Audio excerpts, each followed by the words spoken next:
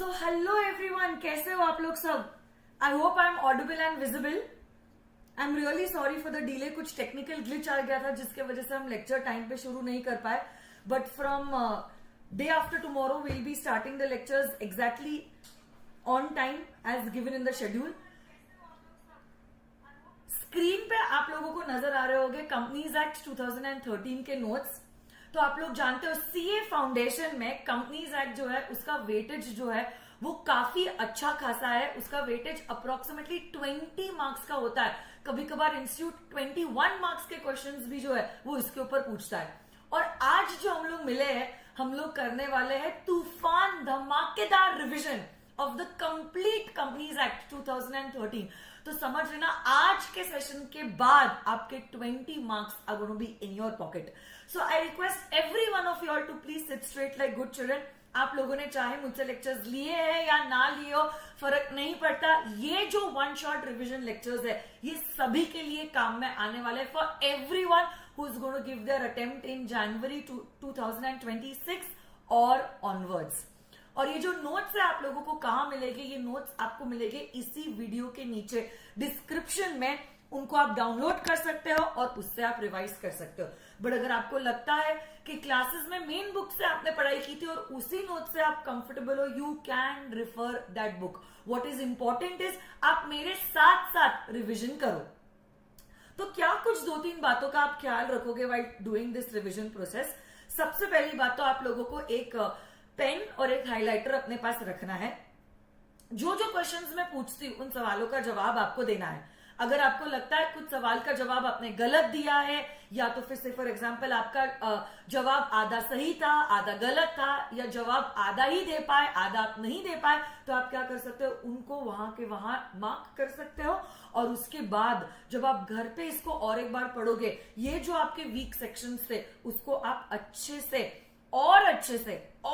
करना so that they become your strong points in the examination. और याद रखना आप सब लोगों को चैट बॉक्स में जवाब देने हैं, क्योंकि यहां पे अगर आपने गलती की चलेगा. हम नहीं चाहते कि आप उन 3 घंटों में गलती करो. लास्ट टाइम सीए फाउंडेशन में अकाउंट्स का पेपर चैलेंजिंग था, तो हो सकता है इस बार लॉ का पेपर चैलेंजिंग हो. तो आप लोगों को तो ये सीरीज को बहुत अच्छे से करना होगा. इनफैक्ट 1 नहीं 2 नहीं 3 बार ये जो वन शॉट रिविजन है उनको देखना होगा, सुनना होगा, क्योंकि जितनी बार आप सुनोगे उतनी बार आपको चीजें अच्छे से याद रहेगी. और याद रखना जो भी क्वेश्चंस मैंने आपको पूछे हैं आपको इन क्वेश्चंस का देना होगा जवाब.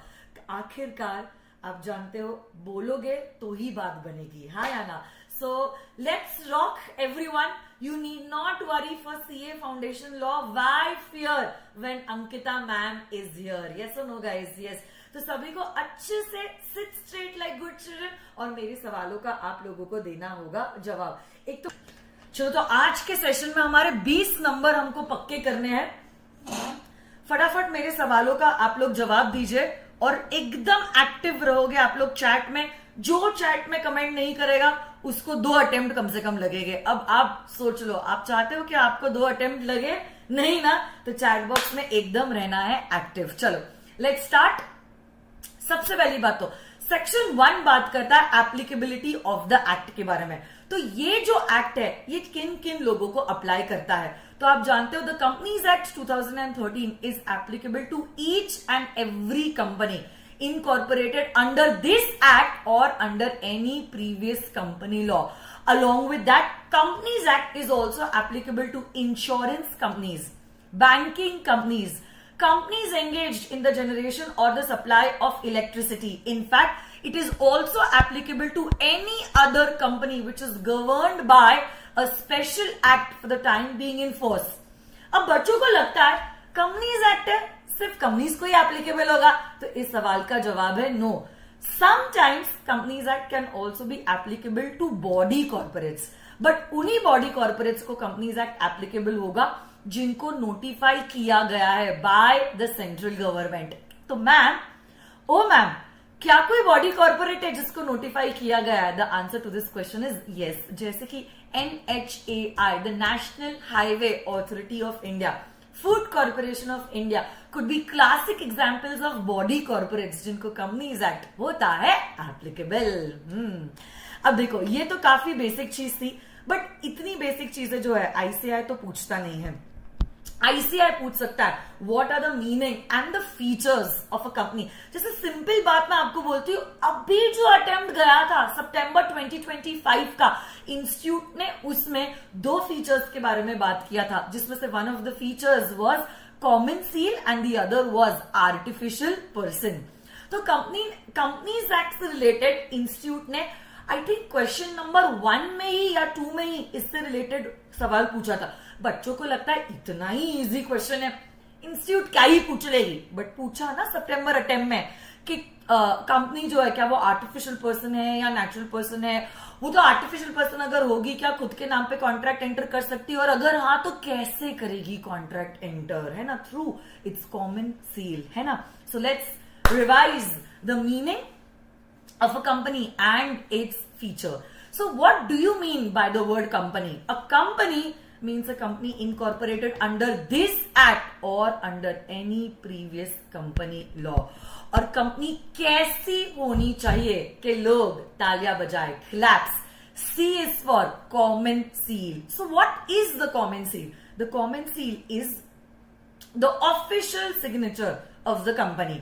आप लोग मुझे बताओगे चैट बॉक्स में, कॉमन सील आज के जमाने में ऑप्शनल है या क्या वो मैंडेटरी है? तो कॉमन सील आज के जमाने में है ऑप्शनल। अगर आपके पास कॉमन सील है तो फिर तो क्या बात है, बट अगर आपके पास कॉमन सील नहीं है तो भी क्या ही बात है।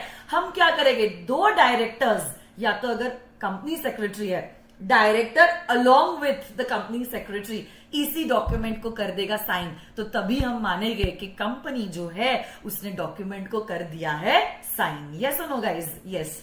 लिमिटेड लायबिलिटी, आप लोग मुझे बताओगे लायबिलिटी किसकी लिमिटेड होती है? So it is the liability of the members that is limited. अब कितने हद तक लिमिटेड है वो डिपेंड करता है कि कंपनी का टाइप क्या है। If the company is a company limited by shares, then the liability is limited up to the extent of unpaid share capital. If the company is a guarantee company, the liability is limited up to the extent of the guaranteed amount as written in the memorandum का liability clause. और अगर आपकी company unlimited company है तो जी हाँ, यहाँ पे members की लाइबिलिटी होती है अनलिमिटेड। बट याद रखना बच्चों, गारंटी कंपनी में और अनलिमिटेड कंपनी में liability will arise only during the winding up of the company. Next point, company is an artificial person. So now company is a person which is created by law, and because it's created by law, it gets a separate legal identity, separate from its members and separate from its directors, जिसकी वजह से हमने उसको एक अलग इंसान ही माना है in the eyes of law. और अगर वो एक पर्सन है, वो एक आर्टिफिशियल पर्सन है, it can buy assets in its own name and it can incur liabilities in its own name and it can sue and be sued in its own name. So that's the feature about artificial person. Company का होता है perpetual succession. Perpetual succession मतलब क्या? Members may come, they may change, they may go, they may die, but company जैसी है वैसी की वैसी रहती है जब तक उसको लीगल ग्राउंड्स पे वाइंड अप नहीं किया जाता। So its existence is not affected by the death or the insolvency of its members. हाँ या ना? Next, separate legal entity. So a company is separate. Separate from whom? Separate from its members and separate from its directors. And the company can buy assets in its own name, incur liabilities in its own name. It can sue and be sued in its own name. Yes or no guys? Yes. But अब देखो, जहां पे एक side पे हमने देखा company अलग, members अलग, कंपनी अलग, डायरेक्टर्स अलग, दूसरे साइड पे लॉ मेकर कहता है, हम जानते हैं कि अगर लॉ मेकर चालाक है, आप लोग ज्यादा चालाक हो, आप लोग इस सेपरेट स्टेटस का गलत फायदा भी उठा सकते हो, और ये गलत फायदा ना उठाते जाए इसीलिए लॉ मेकर ने लॉ में ही एक कॉन्सेप्ट इंट्रोड्यूस किया है जो आपका फेवरेट कॉन्सेप्ट है, which is the lifting of corporate wheel. Lifting देखने के पहले ये तो देख ले कि कॉर्पोरेट व्हील होता क्या है। So corporate veil is basically a legal concept wherein what is happening is we are identifying the members as a different altogether set of persons as compared to the company. So basically एक पर्दा है जो company को और उसके members को अलग अलग मानता है, और कंपनी जो भी काम करती है उसके लिए हम कंपनी को ही जिम्मेदार ठहराते हैं। बट अगर आपने कंपनी के सेपरेट स्टेटस का कोई भी हालत में गलत फायदा उठाने की कोशिश की, तो जहां हमने ये पर्दा गिराया है, याद रखना हम पर्दे को उठा भी सकते हैं। और आप तो जानते हो, पर्दा जो उठ गया तो भेद खुल जाएगा, हाँ या ना। तो उसी को कहते हैं as the lifting of corporate veil. खैर, एक बहुत फेमस केस है सैलमन वर्सेस सैलमन, और इसी केस में माय डियर स्टूडेंट्स यही डिसाइड हुआ था कि हमारे कंपनी और उसके मेंबर्स डिफरेंट पर्संस होते हैं। बट जैसे हमने बताया था, जहां हम लोग कॉर्पोरेट व्हील को गिरा सकते हैं, हम इसी कॉर्पोरेट व्हील को उठा भी सकते हैं। जब हम कॉर्पोरेट व्हील को लिफ्ट करते हैं, we actually look behind those people who are running the company and we disregard the corporate status of the company। और जिन्होंने कंपनी के नाम पे काम किया है उन लोगों को फिर हम देते हैं उस चीज की सजा। इसी को कहते हैं लिफ्टिंग ऑफ कॉर्पोरेट व्हील। ये सुनो गाइस, यस। आगे बढ़ते हैं। कब कब कॉर्पोरेट व्हील को किया जा सकता है लिफ्ट? कब कब कॉर्पोरेट व्हील को किया जा सकता है lift? Let's check it out. So corporate veil को लिफ्ट किया जा सकता है in 5 cases. Which are these 5 cases? सबसे पहला केस जो है, अच्छा, ये 5 भी केसेस डिस्कस करने के पहले आपके जो दोस्त अभी तक नहीं आए, मैं चाहती हूं आप उन लोगों को वीडियो शेयर कर दो और जल्दी से उनको बोल दो कि मैं लाइव आ चुकी हूं। Of course I am really very sorry that I was late today, but yes, देर सही दुरुस्त मैं आ चुकी हूं। तो जल्दी से अपने दोस्तों को ये वीडियो शेयर कर दो, ये वीडियो आप लाइक कर दो, क्योंकि देखो, जब तक आप वीडियो को लाइक नहीं करोगे मुझे मोटिवेशन कैसे मिलेगा, हाँ या ना। ये बैच कंप्लीटली फ्री कंडक्ट की जा रही है, ओनली फॉर योर कॉन्फिडेंस। एक लाइक तो बनता है भाई, हाँ या ना। यस, जल्दी जल्दी वीडियो को लाइक करो। Come on come on come on come on come on, tell all your friends that I am live. Okay, तो सबसे पहला पॉइंट, कब कब कॉर्पोरेट व्हील को किया जा सकता है लिफ्ट? सबसे पहला पॉइंट कहता है, सबसे पहला पॉइंट कहता है to decide whether the other company is your friend और योर एनिमी। ओके, याद कीजिए वो कॉन्टिनेंटल टायर वाला केस। कौन मुझे चैट बॉक्स में बता सकता है कि ये वाला पॉइंट 1 जो है, इसके केस लॉ का नाम क्या है? I am waiting for your reply. तब तक मैं ये कॉन्सेप्ट आपको समझा देती हूँ। तो अगर कोई कंपनी है जिसका आपको ट्रू कैरेक्टर जानना है कि क्या ये कंपनी आपकी फ्रेंड है या क्या ये कंपनी आपकी दुश्मन है, आप देख सकते हो इस कंपनी को चला कौन रहा है, इसको कंट्रोल कौन कर रहा है। क्योंकि जो कंपनी को कंट्रोल करता है इवेंचुअली वही कंपनी का नेचर होगा। ओके, सो हम ये नहीं देखेंगे कि कंपनी इनकॉर्पोरेट कहां हुई है, हम ये देखेंगे कि कंपनी को कंट्रोल कौन कर रहा है। तो यस, चैट बॉक्स में सबसे पहले मेरे को जवाब दिया है just agree living whatever, I don't know such a big name. फिर लायुष ने, फिर उसके बाद और किसने कमॉन। कुछ बच्चे अगर स्पैम कर रहे हैं प्लीज उनको ब्लॉक कर दीजिए। So Daimler company limited versus Continental tyre and rubber limited case, Lakshita का बहुत अच्छे से जवाब आया है। I am really very proud of you, thank you so much Lakshita and all the other kids who have also given the correct answer. क्या बात है, बढ़िया, very good. So there is a first case. Second, to protect the revenue और taxes. ये मैं आपको बोलूंगी sir डिंशा Manik जी पेटेड case. तो अगर आपने कोई भी कंपनी को इनकॉर्पोरेट किया है, क्यों किया? With the intention of evading taxes, तो तब जो है सरकार क्या कर सकती है? कॉर्पोरेट व्हील को लिफ्ट कर सकती है और आपने जो भी जुगाड़ किया है वो कंपनी की इनकम आपकी इनकम के साथ क्लब करके आपको टैक्स देने लगाएगी। याद रखना, गवर्नमेंट की तिजोरी तो हमेशा भरी रहेगी। Third point, to avoid legal obligation. इसमें क्या होता है, कभी कभार ऐसा देखा गया था कि कंपनीज को इनकॉर्पोरेट किया गया है only to use it as a device to reduce the amount to be paid as bonus to the workman. तो इस केस में workman of Associated Rubber Industry Limited versus Associated Rubber Industry के case में कुछ ऐसा ही हुआ था। इनको अपने एम्प्लॉयज को बोनस इतना नहीं देना था, so they incorporated another company, shifted some income and then eventually उनकी कंपनी के एम्प्लॉयज का बोनस कम हो गया। Only to avoid this legal obligation उन्होंने ये सारा कांड किया। हम आपको सफल नहीं होने देंगे, दोनों की इनकम क्लब करके जितना एम्प्लॉयज को बोनस बनता है उतना बोनस हम आपको देने लगाएंगे। So when you incorporate a company only to avoid a legal obligation, yes my dear students, you can, मतलब the lawmakers can lift the corporate wheel. Next, formation of subsidiaries to act as agents.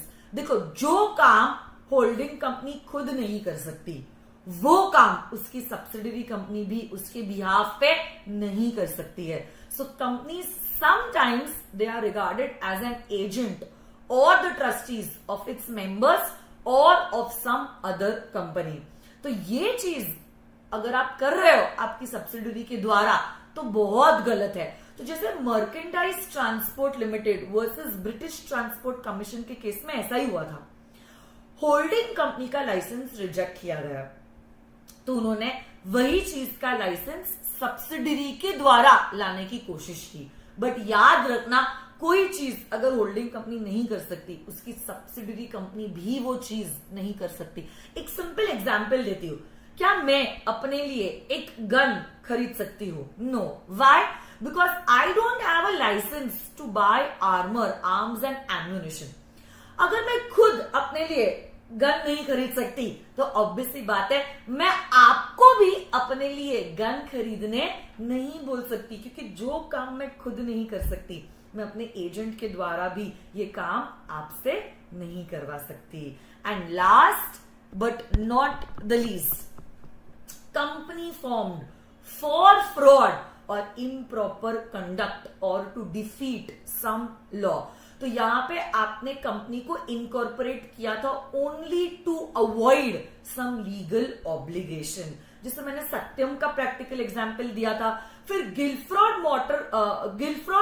Motor case versus Horne के case में आपने देखा था कि इस बंदे ने just to avoid the contract ही did the work through a company which was not allowed. तो आप अगर कोई लीगल ऑब्लिगेशन अवॉइड कर रहे हो, कॉन्ट्रैक्चुअल ऑब्लिगेशन अवॉइड कर रहे हो, ये कंडक्ट, ये बिहेवियर आपका प्रॉपर नहीं है, ये इम्प्रॉपर है और हम आपको ये चीज होने में सक्सेसफुल नहीं होने देंगे। So these are the 5 cases of lifting of corporate veil. अगला जो पॉइंट है वो बात करता है relating to the types of companies on the basis of liability. चलो बताओ, companies are divided into 3 types. कौन से है ये 3 टाइप्स? जल्दी जल्दी बताओ। Company limited by shares, company limited by guarantee and an unlimited company. Company limited by shares एक ऐसी कंपनी होती है जहां पे मेंबर्स की liability is limited up to the extent of unpaid share capital, जो बुलाया जा सकता है either during the lifetime or during the winding up. Guarantee company जो होती है, गारंटी कंपनी में यहां पे गलत लिखा हुआ है, ये गारंटी कंपनी आना चाहिए। यहां पे मेंबर्स की लाइबिलिटी लिमिटेड होती है up to the extent of the guaranteed amount and this guaranteed amount can be called only during the winding up. अब देखो, ये कुछ सिमिलैरिटीज है, दोनों भी कंपनी में मेंबर्स की लाइबिलिटी होती है लिमिटेड, दोनों का सेपरेट स्टेटस होता है एंड प्लस दोनों की परपेचुअल सक्सेशन होती है, एंड प्लस दोनों भी केस में liability will arise only during the winding up. Very good. Siddhi, Priya, Gayatri, Manju, Ishika, Kishika, Dikshita, Siddhi, Suhani. सिर्फ लड़कियां ही जवाब दे रही है क्या? लड़के लोग थोड़ी शर्म करो. वेयर इज योर जोश? कम ऑन गाइस. ये तीसरी क्लास है. 11 से 2 मेरी सीए इंटर की क्लासेस चलती है. 5 से 6:30 मेरी फाउंडेशन की क्लासेस चलती है. और अब मैं 8:30 से 10 आप लोगों के लिए आई हूं लाइव जस्ट फॉर यू. आप इतना भी नहीं कर सकते? वो भी मेरे लिए नहीं, खुद के लिए. Come on guys, girls and boys, you need to be active in the chat box. Reply कीजिए जल्दी जल्दी. शर्म करो थोड़ा लड़के लोग, ठीक है? अनलिमिटेड कंपनी, जैसा नाम ही कहता है, अनलिमिटेड कंपनी में the liability of the members is unlimited. But याद रखना, ये liability will only arise during the winding up, that too if the assets are falling short and the liabilities are more than the assets. तो जितना shortfall है उतना आप members से demand कर सकते हो. अब इसकी तो कोई लिमिट ही नहीं है, जितना शॉर्टफॉल है उतना आप डिमांड कर सकते हो. इसलिए कंपनी का नाम आ गया अनलिमिटेड कंपनी. यस और नो गाइस? यस. आगे, on the basis of members companies are divided into private company and a public company. उसी में माय डियर स्टूडेंट्स,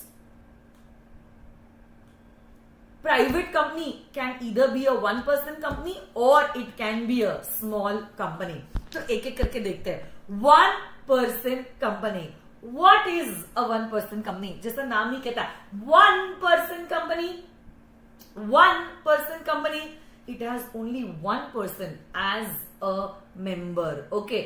और इसी मेंबर को अपने मेमोरेंडम के द्वारा किसी और पर्सन का नाम लिखना पड़ेगा एज अ नॉमिनी, जो सोल मेंबर की जगह लेगा इन case of death or incapacity of the sole member. Okay. ये नॉमिनी को रिटन कंसेंट देना पड़ता है नॉमिनी बनने के वक्त. हम अगर चाहे नॉमिनी को चेंज कर सकते हैं, नॉमिनी भी अगर चाहे अपना कंसेंट विड्रॉ कर सकता है. But now the biggest question is, कौन बन सकता है सोल मेंबर या nominee of a one person company?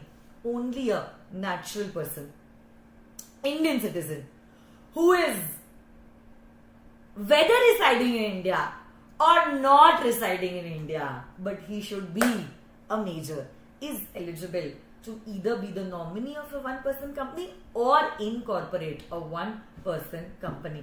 But याद रखना, एक समय पे आप एक जगह के सोल मेंबर और दूसरी जगह के नॉमिनी बन सकते हो. इससे ज्यादा परम्यूटेशन कॉम्बिनेशन पॉसिबल नहीं है.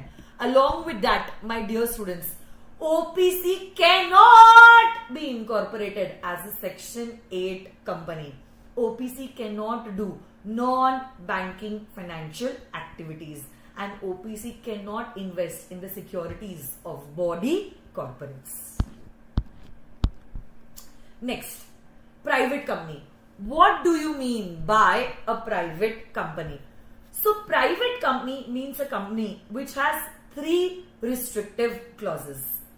What are these 3 restrictive clauses? L, R, P. L कहता है that there is a limitation. Limitation on the number of members up to 200. Joint holders will be considered as one. Employee members and ex-employee members are not counted. Then there is a restriction on the transfer of shares and there is a prohibition on making an invitation to the public.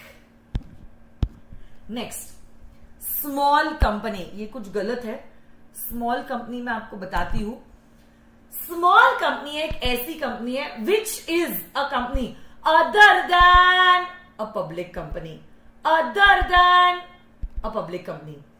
Other than a public company, जिसका paid up share capital does not exceed 4 crores and turnover does not exceed 40 crores. ये मैंने आपको बताया ना, technical glitch है. मेरा keyboard और मेरा माउस ही चलना बंद हो गया. अब जो भी है टच स्क्रीन से चल रहा है. So very good. Just agree, Kanishka, Rishabh, Rashi, Siddhi, Shivansh, Jaimish, Viresh, Syed, I don't, बहुत सारे बच्चे चैट बॉक्स में लिख रहे हैं. I am not able to read everybody's name, but whoever is answering in the chat box, bingo. I am super duper proud of you. Very good, keep it up. Small company. What do you mean by a small company? A small company means a company other than a public company जिसका paid up share capital does not exceed 50 lakhs or such higher amount as may be prescribed. As may be prescribed मतलब according to the rules. और rules में लिखा है 4 crores and the turnover according to the last profit and loss account in the immediate financial year should not exceed 2 crores और such higher amount as may be prescribed. और क्या rules में कुछ amount prescribe किया है? Yes, and the amount prescribed is 40 crores. But now, small company का ये जो clause है, it does not apply to holding and subsidiary companies. Also, it does not apply to Section 8 companies. Also, it does not apply to companies which are governed by a special act. Okay? Yes, so that was about a small company. आगे बढ़ते हैं. Public company मतलब क्या? Public company मतलब ऐसी company which is not a private company, जिसका कुछ minimum paid up share capital होना जरूरी है as may be prescribe, but क्योंकि रूल्स में कुछ भी प्रिस्क्राइब नहीं है, आप पब्लिक कंपनी को इनकॉर्पोरेट कर सकते हो with any amount with which you wish to. And yes, भले ही आपकी कंपनी आर्टिकल्स के द्वारा प्राइवेट कंपनी है, बट अगर वो सब्सिडरी है of a public company, then it will be treated as a public company. क्या बात है, very good, wonderful. I am so happy कि सारे बच्चे जो है चैट बॉक्स में रिप्लाई कर रहे हैं. मैं देख रही हूं, मैं भले ही सभी का नाम नहीं रीड कर पा रही होगी, but I am super duper happy. Come on, आ जाइए. देखो, हो भी गया ऑलमोस्ट, आप समझ लो आधा कंपनीज एक्ट रिवाइज भी हो गया है, बस आधा ही बचा है. आधे घंटे में हो जाएगा, मैक्स 40 मिनट्स में हो जाएगा हमारा पूरा कंपनीज एक्ट रिवाइज. फिर हम एक क्वेश्चन करेंगे डिस्कस, और मैं आपको एक क्वेश्चन होमवर्क के लिए भी देने वाली हूं जिसका आंसर आप कमेंट सेक्शन में रिप्लाई करने वाले हो. ठीक है, let's check it out. On the basis of control, companies are divided into holding, subsidiary and associate companies. Holding company in relation to one or more of the other company means a company which has some subsidiary companies. ठीक है, तो holding company की तो कुछ definition हमें खास लगी नहीं, तो let's check out the definition of a subsidiary company. So what is a subsidiary company? A subsidiary company in relation to any other company means a company in which the holding company controls the composition of the board of directors. Controlling the composition of the board of directors, इसका क्या मतलब है? You can either appoint or remove majority of the directors, या तो फिर you exercise control over more than 1/2 of the total voting power, or this voting power can be exercised either on your own or through one or more of your subsidiary companies. और तीसरा है chain holding subsidiary rule. A is the holding for B, B is the holding for C, A will also be regarded as the holding company for C Limited. ये तो मैंने अभी just आपको बताया. A private company which is a subsidiary of a public company is going to be deemed to be a public company. Next, associate company. What do you mean by an associate company? Associate company means a company in which that other company has significant influence. but it is not a subsidiary of that company and it includes a joint venture company. इसमें याद रखना significant influence मतलब at least 20% of the total voting power. Yes or no guys? Yes. बाकी सब classification let's check it out. Government company, ये भी institute का one of the favourite topics है. Government company means a company in which not less than 51%. बोलो not less than 51%. बोलो मेरे साथ साथ बोलो, 3 बार बोलो. Not less than 51%. Not less than 51% of the paid up share capital is held either by central government, state government or partly by central as well as the state government. And subsidiary of a government company will also be considered as a government company. क्या बात है. I hope आप लोगों का जोश उतना ही high है जितना मेरा है. ये सब कुछ जो है वो आप लोगों के लिए किया जा रहा है because you know how special you are to me. और मैंने अपने स्टूडेंट्स को कभी स्टूडेंट्स नहीं माना है, ये आप लोगों ने देखा है क्लासेस में भी और क्लासेस के बाद भी. For me you are always my younger sister and like my younger brother. तो अगर आप मेरे सच में छोटे भाई या बहन होते, मैं बैठती ना आपके साथ, बैठती या नहीं आप बताओ. आप भी तो करते ना अपने छोटे भाई या बहन के लिए. तो वैसा ही वो प्यार है बेटा. That's the reason why I am here. मुझे इन रिटर्न कुछ नहीं चाहिए, बस आप लोगों का प्यार मोहब्बत वही चीज है जो एक्सपेक्टेड है.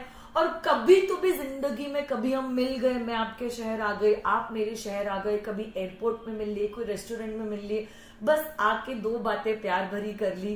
तो that's it. That's the biggest gift I can get from you. End of course your successful result, वो तो है ही.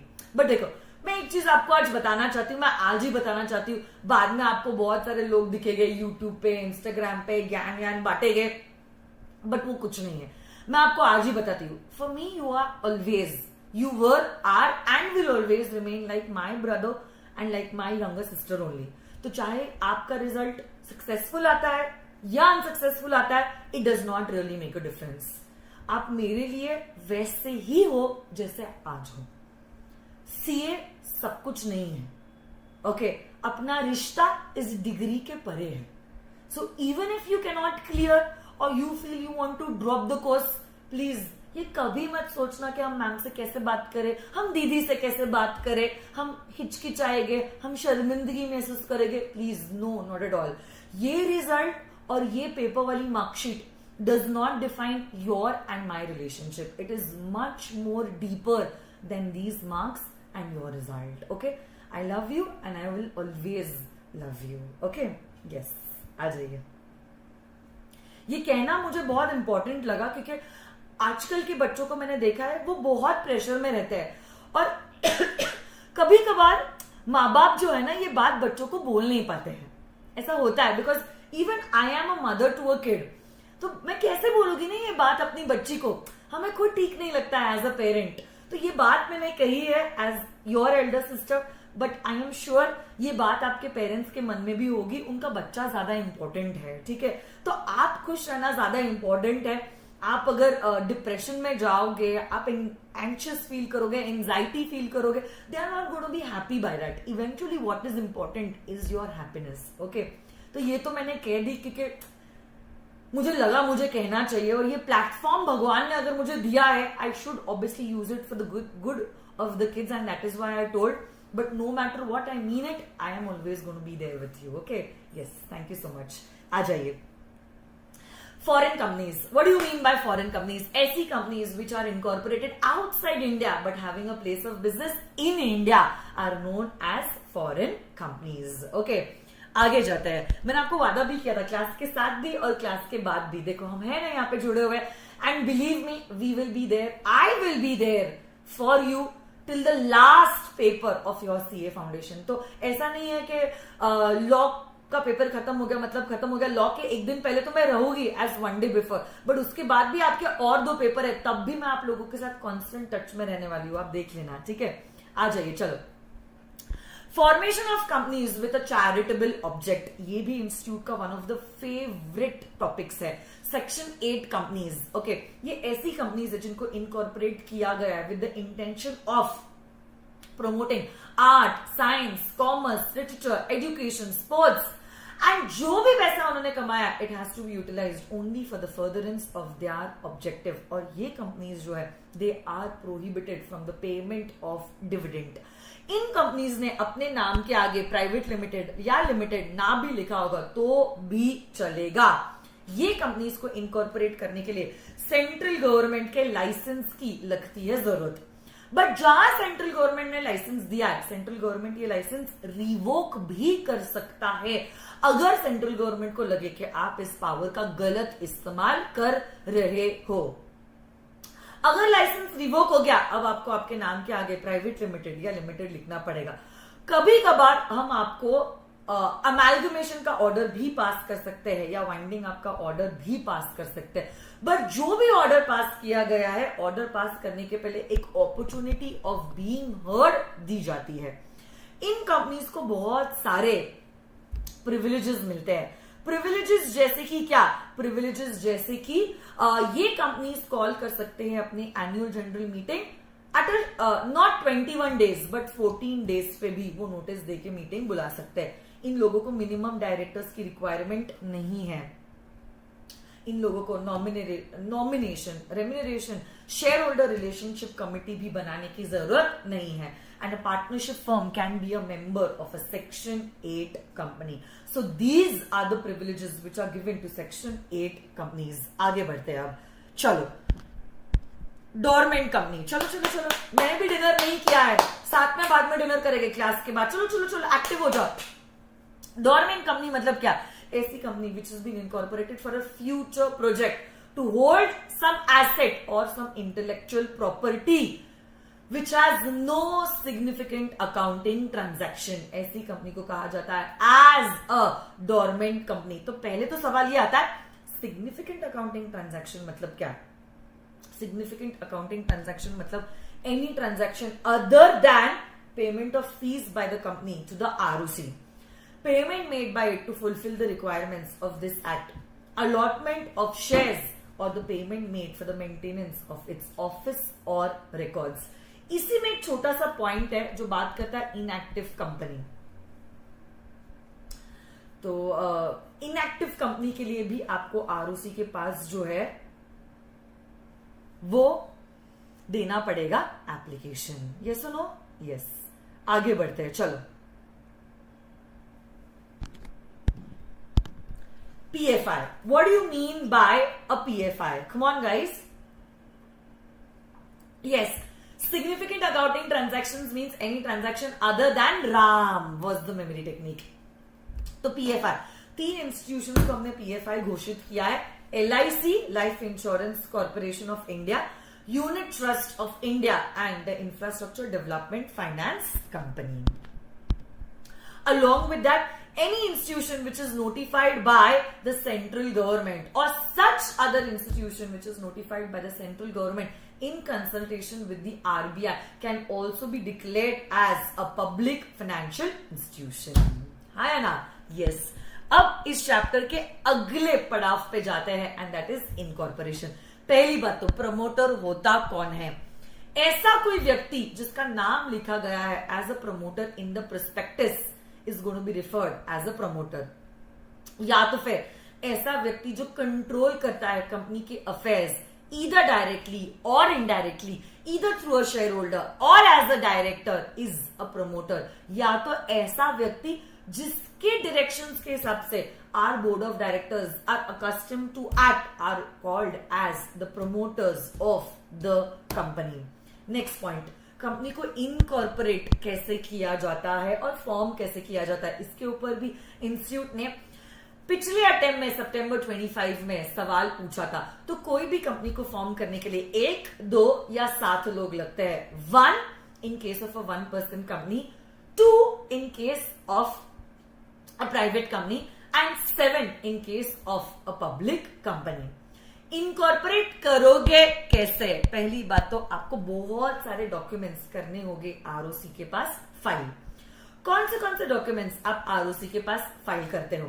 Memorandum of association, articles of association, particulars of first directors, particulars of first subscribers, consent of the first directors along with their interest in other body corporates. फिर आप देते हो address of correspondence. आप दो तरीके के डिक्लेरेशन देते हो. पहला declaration by a CA, CS, CA में advocate along with company secretary.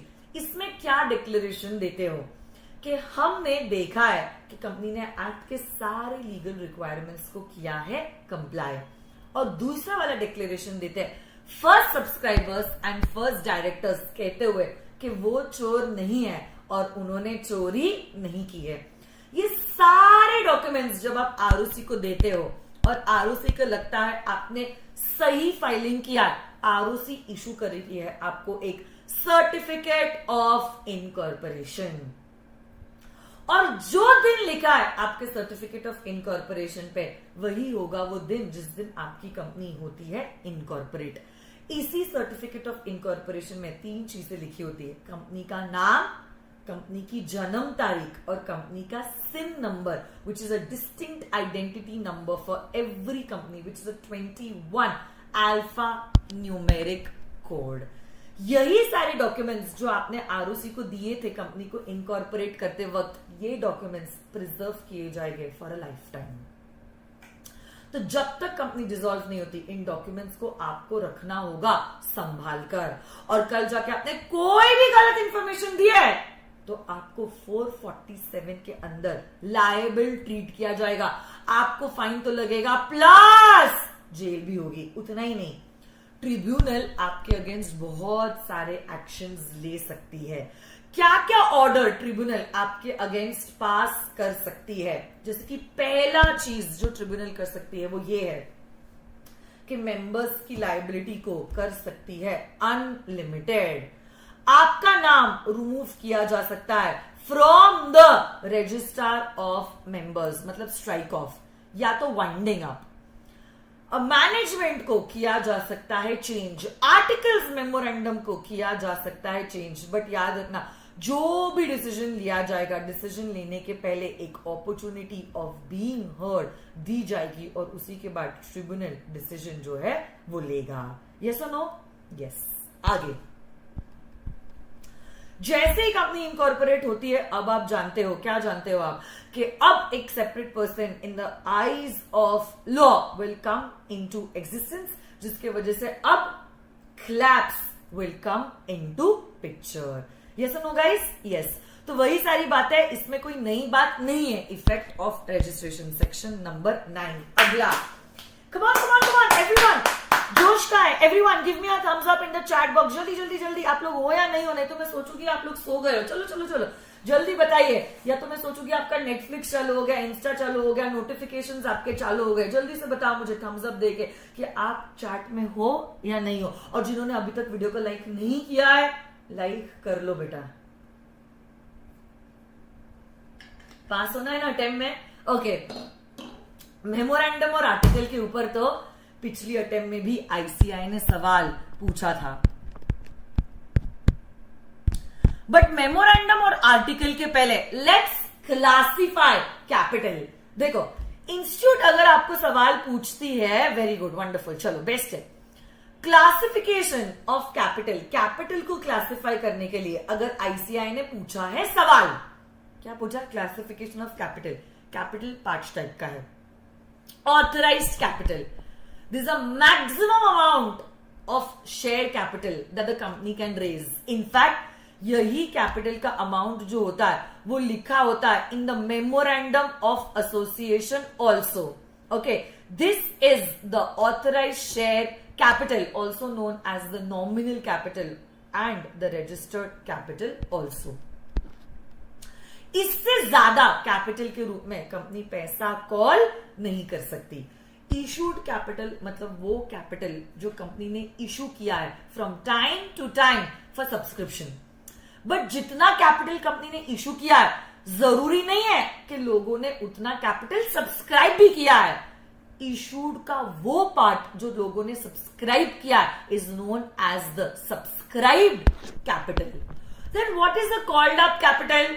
Called up capital वो कैपिटल है जो कंपनी का कॉल किया गया है for payment. So it is that amount which is being called up on the shares which have been issued and subscribed by the members.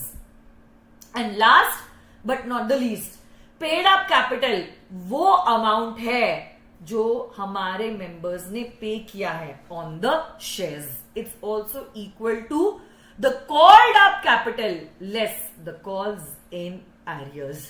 देखो ये है क्लासिफिकेशन ऑफ कैपिटल. बट अगर इंस्टीट्यूट ने आपको पूछा क्लासिफिकेशन ऑफ शेयर्स या classification of share capital, तो फिर आपका आंसर आएगा equity share capital and preference share capital. आप जानते हो शेयर्स ट्रांसफरेबल भी होते हैं और मूवेबल भी होते हैं. फ्रीली ट्रांसफरेबल अगर पब्लिक कंपनी है, ट्रांसफरेबल विथ रिस्ट्रिक्शन अगर प्राइवेट कंपनी है, और यही शेयर्स मूवेबल प्रॉपर्टी भी होते हैं. फिजिकल शेयर्स को डिस्टिंक्टिवली नंबर भी किया जा सकता है और किया ही जाना पड़ता है फॉर इजी आइडेंटिफिकेशन पर्पस. अब अगर आईसीआई ने सवाल पूछ लिया काइंड्स ऑफ शेयर कैपिटल, तो शेयर कैपिटल के दो काइंड्स है, equity share capital and preference share capital. Equity share capital के और दो बच्चे हैं, with voting rights and with differential voting rights. क्या होता है इक्विटी शेयर कैपिटल और क्या होता है preference share capital? Equity share capital वो कैपिटल है जो प्रेफरेंस शेयर कैपिटल नहीं है. तो प्रेफरेंस शेयर कैपिटल क्या होता है? वो कैपिटल होता है जो इक्विटी शेयर कैपिटल नहीं है. नहीं, प्रेफरेंस शेयर कैपिटल वो कैपिटल होता है जिनको प्रेफरेंशियल राइट्स मिलता है in regard to two things. One, payment of dividend and two is the repayment in the case of winding up. अब इंस्टीट्यूट का favourite question, memorandum of association and articles of association. खैर वैसे memorandum और article के ऊपर institute ने सितंबर में ही सवाल पूछा था, तो इससे ज्यादा बाकी के टॉपिक्स ज्यादा इंपॉर्टेंट हैं. ये भी इंपॉर्टेंट है बट ज्यादा इंपॉर्टेंट दूसरे वाले टॉपिक्स है. समझदार को इशारा काफी है, right? So memorandum is also the charter of the company. It defines the powers and the limitations of a company. In fact, it contains the fundamental conditions upon which a company is incorporated. अब memorandum को बनाने के पीछे दो कारण है. One is for third parties, क्योंकि वो थर्ड पार्टीज को इंफॉर्मेशन देता है कि वो जो कॉन्ट्रैक्ट वो कंपनी के साथ एंटर करने जा रहे हैं, इज इट विद इन और beyond the powers of the company. And it tells the share holders कि उनका दिया गया पैसा किस पर्पस के लिए इस्तेमाल होने वाला है. मेमोरेंडम का कंटेंट क्या क्या है? NRLOC, पार करके आ गई, हाँ, हे, हो, क्या है? चलो एक एक करके देखते हैं. नेम क्लॉज, तो जैसे लिखा है, नेम क्लॉज में लिखा जाता है कंपनी का नाम. नाम के आगे लिमिटेड लिखना जरूरी है अगर आपकी कंपनी पब्लिक कंपनी है. प्राइवेट लिमिटेड लिखना जरूरी है अगर आपकी कंपनी प्राइवेट कंपनी है. एंड whatever 1% कंपनी लिखना जरूरी है अगर आपकी है 1% कंपनी. रजिस्टर्ड ऑफिस क्लॉज में आप सिर्फ और सिर्फ लिखते हो the state of your registered office. Object clause में why the company has been incorporated. Liability clause में आप लिखते हो कि members की liability कितने हद तक होती है, limited. अब वो तो डिपेंड करता है आपकी कंपनी जो भी टाइप की होगी, ये हमने ऑलरेडी डिस्कस कर दिया, इसलिए मैं वापस से डिस्कस नहीं कर रही. उतने हद तक आपकी लाइबिलिटी होती है limited.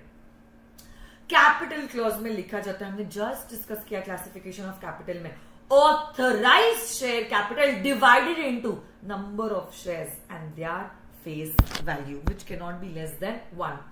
Association clause is also known as the subscription clause. कौन से मेंबर ने कितने शेयर्स सब्सक्राइब करने के लिए वादा किया है वो लिखा जाता है इन द सब्सक्रिप्शन क्लॉज। और अगर आपकी ओपीसी है, आपका नॉमिनेशन क्लॉज भी होता है। नॉमिनेशन क्लॉज में आप वो व्यक्ति का नाम लिखते हो who will become the sole member in case of death or incapacity of the sole member. अब क्योंकि मेमोरेंडम में लिखा जाता है object, last 10-15 minutes that's it, हो गया। क्योंकि मेमोरेंडम में लिखा जाता है ऑब्जेक्ट क्लॉज, कंपनी वही काम कर सकती है which is within the object clause. Company वो सारे काम नहीं कर सकती है which is beyond the object clause.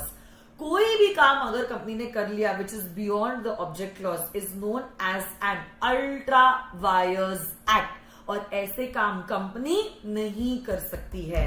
अरे यस और नो गाइज? यस। अब देखो, अल्ट्रा वायर्स ट्रांजैक्शन क्योंकि वॉइड एब इनिशियो होते हैं, वो नल होते हैं, ना कंपनी उसके ऊपर स्यू कर सकती है और ना कंपनी के ऊपर केस फाइल किया जा सकता है on an ultra wires transaction. Okay, such contracts can not B enforced against the company. In fact ultra vires transaction का रैटिफिकेशन भी पॉसिबल नहीं है। सारे शेयर होल्डर्स ने हाँ बोल दिया तो भी आप वो काम नहीं कर सकते which is beyond the memorandum का object clause. But yes, if the act is ultra wires the powers of the directors, shareholders can ratify it. And if the transaction is ultra wires the articles, then the company can alter the articles. Okay, वो ठीक है, but ऐसा कोई काम नहीं किया जा सकता विच इज बियॉन्ड मेमोरेंडम का ऑब्जेक्ट क्लॉज। इनफैक्ट इसमें आपने केस भी किया था। वैसे तो मैं केस का नाम आपको चैट में लिखने नहीं बोल रही हूँ क्योंकि आपको स्क्रीन पे नजर आ रहा है, आप चीटिंग करोगे, बट अगर नहीं देखा है अब देख लेना। द केस लॉ का name is Ashbury railway carriage and iron company limited versus Riche का केस। Yes no guys? Very good. Just AG, I don't know what your name is, whatever, and Krishna, very good, क्या बात है। Next, articles of association. तो जहां memorandum में लिखा होता है नाम और काम, आर्टिकल्स में लिखा जाता है the bylaws, the rules and regulations to manage the internal affairs of the company. So basically company का domestic management, rights, obligation member और कंपनी के बीच में डिसाइड होते हैं through the articles of association. अब देखो, आप अगर चाहो आप आर्टिकल्स को एंट्रेंच कर सकते हो। एंट्रेंच आप क्यों करते हो? To protect something. और एंट्रेंचमेंट का इफेक्ट ऐसा होता है that now you are putting more restrictive things in your articles as compare to the act in the case of passing of special resolution. इसी से तो माइनॉरिटी का इंटरेस्ट प्रोटेक्ट होगा ना। अब देखो, अगर आप नई कंपनी इनकॉर्पोरेट करते हो तो नई कंपनी इनकॉर्पोरेट करते वक्त आप महुआ रहुआ बनाते हो, तभी आप आर्टिकल्स को कर सकते हो entrench at the time of formation of the company. नहीं तो फिर आप क्या कर सकते हो, अगर एग्जिस्टिंग कंपनी है और यही एग्जिस्टिंग कंपनी प्राइवेट कंपनी है, सारे मेंबर्स का परमिशन लेके एंट्रेंच कर सकती है। और अगर पब्लिक कंपनी है तो एंट्रेंचमेंट पॉसिबल है by passing a special resolution. Yes no guys? Yes. ये डिफरेंशिएशन मेमोरेंडम और आर्टिकल का पिछले अटेम्प्ट में पूछा गया था। तो आप जानते हो, मेमोरेंडम में लिखा होता है काम और आर्टिकल में लिखा जाता है इसी काम को करते कैसे है। Memorandum basically defines the relationship between the company and the outside world, and articles is more of company with the members. Memorandum को अल्टर करना पॉसिबल है by following the provisions given under section number 13. Articles को तो special resolution pass करके किया जा सकता है अल्टर। कोई भी चीज जो आपने मेमोरेंडम के अल्ट्रा वायस की है is void ab initio null and it cannot be ratified. But anything that is ultra vires the articles can be ratified by passing a special resolution. खैर ये पिछले अटेम्प्ट में पूछा गया था, so I'm not quite sure आने वाले attempt में पूछा जाएगा या नहीं जाएगा. बट एक लास्ट कंसेप्ट बचता है डॉक्ट्रिन ऑफ कंस्ट्रक्टिव नोटिस. उसका एक्सेप्शन है डॉक्ट्रिन ऑफ इंडोर मैनेजमेंट और उसकी 3 एक्सेप्शंस है. And then the chapter comes to and yes no guys, yes आ जाइए फिर. डॉक्ट्रिन ऑफ कंस्ट्रक्टिव नोटिस तो आप लोग जानते हो. क्या जानते हो आप लोग? It is a duty of every person who is dealing with the company to read memorandum as well as the articles of association, plus to make sure that the contract is in conformity with the provisions of memorandum as well as the article.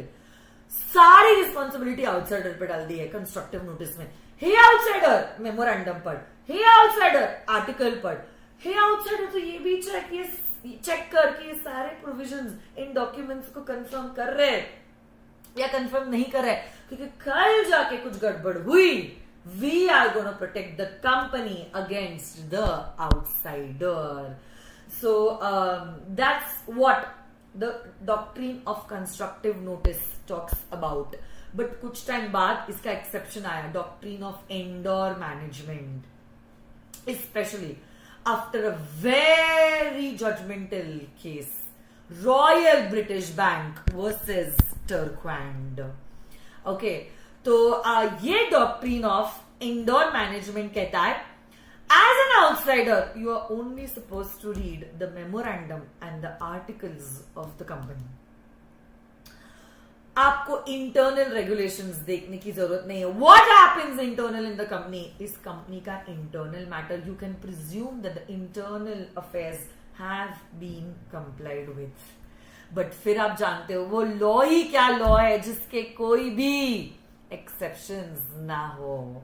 हाँ ठीक है, very good. Royal British bank versus Turquand इतना judgmental case हो गया कि doctrine of indoor management को हम टर्क्वैंड्स rule के नाम से जानने लग गए. अब doctrine of indoor management it protects the outsider against the company. But फिर वो लॉ ही क्या लॉ है जिसके कोई एक्सेप्शंस ना हो. बट अगर मैं एक्सेप्शन की बात कर रही हूं मतलब इसको वापस से अप्लाई हो जाएगा general rule of constructive notice, जहां पे हम कंपनी को प्रोटेक्ट करेंगे अगेंस्ट द आउटसाइडर. पहला वाला एक्सेप्शन, एक्चुअल और कंस्ट्रक्टिव नॉलेज ऑफ इरेगुलरिटी. तो this rule is not gonna protect any person when he is dealing with the company and he has the notice of the irregularity, whether actual or constructive. तो अगर आपको पता है दाल में कुछ काला है फिर भी दाल पी रहे हो, और अगर बाद में पेट दुखता है आप दाल पिलाने वाले को गाली नहीं दे सकते. बेवकूफ आप ही हो, समझ रहे हो आप? Okay, so if you have the knowledge of the irregularity still you enter into the contract, then I'm sorry, the doctrine cannot protect you. Harvard versus Patent Ivory Manufacturing Company. Director ने खुद ने loan company को दिया है 1000 pound से ज्यादा, जबकि वो जानता था 1000 पाउंड से ज्यादा बोरोइंग करनी है तो शेयर होल्डर का रेजोल्यूशन पास करना पड़ता, और कोई रेजोल्यूशन पास नहीं हुआ था. Next, suspicion of irregularity. So the doctrine in no way is going to reward those who behave in some negligent manner. आपको याद होगा आनंद बिहारी लाल वर्सेस जिंचा वाले केस में, you cannot behave negligently.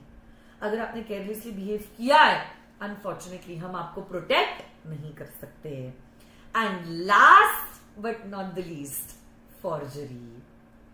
So the doctrine of indoor management applies only to irregularities which might otherwise affect a transaction, but it cannot apply to a forgery because forgery is a nullity. No consent, no contract. Rubin versus Great Fingal Consolidated Company case. ऐसे करके हमारा companies act का revision हो जाता है complete. एक बार जोरदार तालियां आपके लिए और मेरे लिए भी। इतनी मेहनत मैं भी तो ले रही हूं आपके अटेम्प्ट के लिए, हाँ या ना? यस, क्या बात है, ऑसम, वंडरफुल। एक क्वेश्चन डिस्कस करते हैं और एक क्वेश्चन मैं आपको देने वाली हूं एज होमवर्क। क्या बात है, चलो टारगेटेड टाइम पे कंप्लीट हो जाएगा, भले ही मैं लेट हुई। हाँ, और मैं और एक बात आप लोगों को बताना चाहती हूं, जो बच्चों का रेगुलर बैच का टेलीग्राम ग्रुप है उधर तो मैं अपडेट्स देती रहूंगी, but now there is this channel in the name of Telegram channel in the name of law with CA Ankita. I don't know if you can see it, it's law with CA Ankita. हाँ, like law with CA Ankita. ये channel जो है, इस channel को आप please subscribe कर दो, क्योंकि इसी चैनल पे मैं आने वाले दिनों में जो जो चैप्टर्स रिवाइज करने वाली हूं उसके नोट्स भेजने वाली हूं। अगली चीज जो हम रिवाइज करने वाले हैं is going to be Indian contract act. तो अगले सेशन में इंडियन कॉन्ट्रैक्ट एक्ट का रिवाइज होने वाला है यूनिट नंबर 1, और टाइम मिले तो यूनिट नंबर 2। कोशिश करेंगे 2-2 यूनिट्स, तो हमारा 15 दिनों में रिवीजन हो जाएगा। और आप जानते हो ये revision series every alternate day है, तो ट्यूसडे, थर्सडे, सैटरडे आपका रिवीजन होने वाला है। तो आज ट्यूसडे है, अब हम मिलने वाले हैं थर्सडे के दिन। थर्सडे के लिए आई एम नॉट श्योर कि टाइमिंग जो है 8:30 रहेगा या 7 रहेगा, इसीलिए मैं बोल रही थी कि आप लॉ विथ CA अंकिता इस चैनल को प्लीज आप सब्सक्राइब कर दो ऑन टेलीग्राम। उस पर मैं अपडेट्स देती रहूंगी और मैं नोट्स भी भेजती रहूंगी। तो अगर आपको नोट्स का प्रिंट आउट भी लेना है या आपको सॉफ्ट कॉपी भी डाउनलोड करके रखनी है तो आप लोगों के लिए बेहतर रहेगा, है ना? सो सिर्फ टाइमिंग का थोड़ा सा मेरे को देखना पड़ेगा, क्योंकि ना यहाँ पे अब मैं घर से ले रही हूँ ना, वो टेक्निकल ग्लिच आ रहा था जिसकी वजह से वो प्रॉब्लम हो रहा था। So I let you know about the timing on that Telegram group, है ना? क्वेश्चन, चलो जो क्वेश्चन डिस्कस करना है,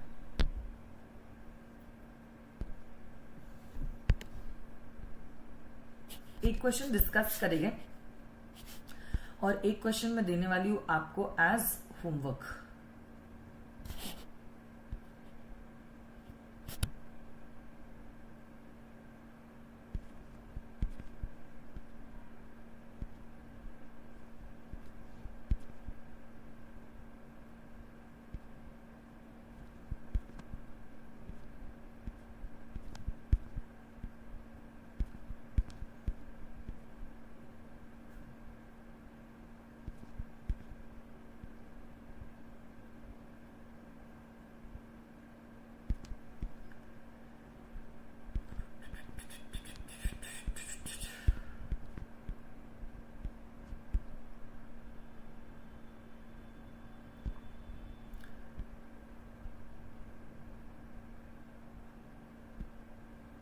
देखते हैं ये क्वेश्चन क्या कहता है।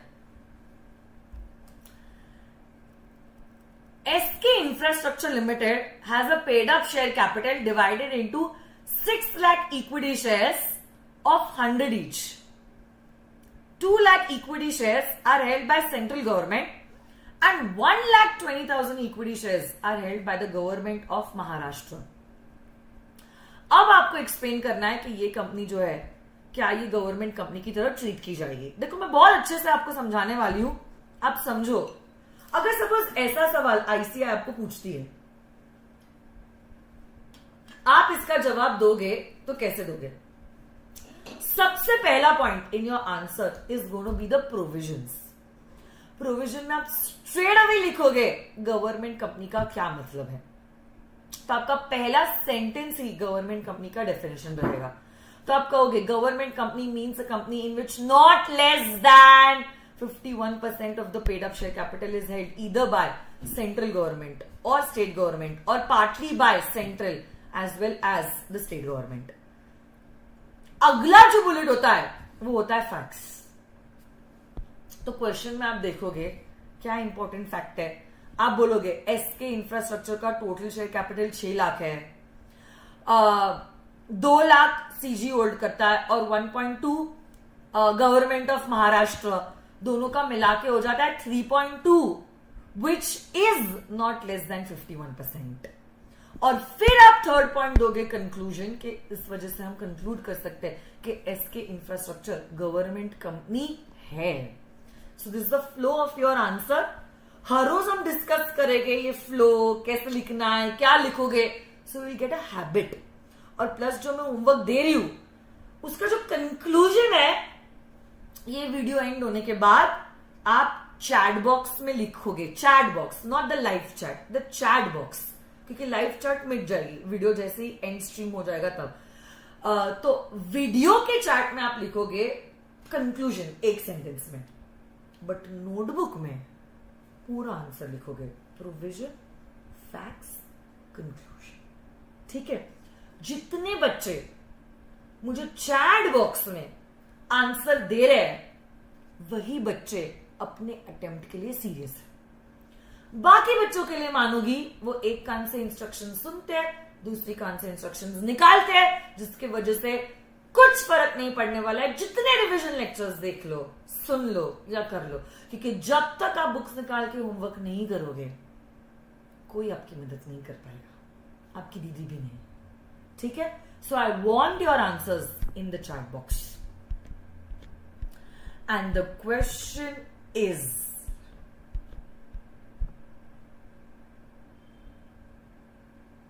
चलो इजी क्वेश्चन देती हूं मैं आपको.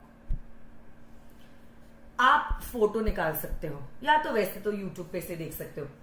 Mic limited incorporated in India having license office at Singapore. Explain in detail what is the meaning of a foreign company and analyze whether Mike Limited is regarded as a foreign company as its license office is established in Singapore. तो chat box में बस आपको इतना ही लिखना है. Mike Limited is a foreign company. Mike Limited is not a foreign company. But end to end जो flow मैंने आपको बोला था, प्रोविजन आप लिखोगे फॉरेन कंपनी की definition, point number 1. Point 2 facts लिखोगे और पॉइंट 3 आप कंक्लूजन लिखोगे. इतना मैंने आपको बोला है, इतना स्पून फीड किया है, पूरी थाली परोस के आपको दी है मैंने, बस आपको खाना है. उतना कर लेना बेटा, आपका भला हो जाएगा, है ना. बस तो आज के लिए इतना ही करते हैं. धन्यवाद. Thank you so much. I will see you all on Thursday. Stay inspired, stay blessed and all the best. Good night. Bye bye. Chat box में आंसर जरूर कमेंट करना. ओके. Bye bye.